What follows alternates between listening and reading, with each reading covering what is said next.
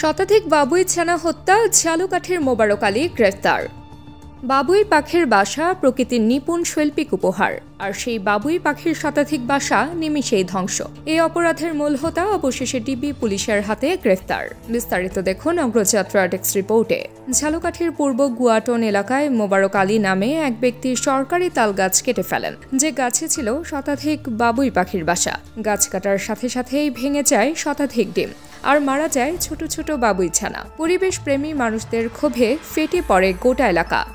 সামাজিক যোগাযোগ মাধ্যমে ভাইরাল হয় এই নির্মমতার ছবি ও ভিডিও। সাধারণ মানুষ ধিক্কার জানায় এই ন্যক্কারজনক ঘটনার। প্রশাসন নড়ে চড়ে বসে। ঘটনা দুদিনের মধ্যে ঝালকাঠি সদর থানায় দায়ের হয় দুটি মামলা। রোববার রাতে প্রধান আসামি মোবারক আলীকে গ্রেফতার করে জেলা গোয়েন্দা পুলিশ।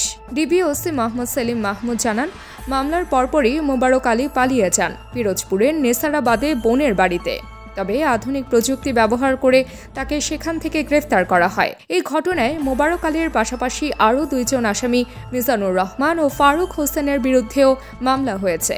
পরিবেশ ও জীববৈচিত্র্য রক্ষায় প্রশাসনের এমন পদক্ষেপ স্বাগত জানিয়েছে স্থানীয়রা। তারা দাবি করেছেন যেন এ ধরনের অপরাধ আর না ঘটে এবং অপরাধীদের দৃষ্টান্তমূলক শাস্তি দেওয়া হয়। তাবাসসুম হক আনিকা, ডেস্ক রিপোর্ট।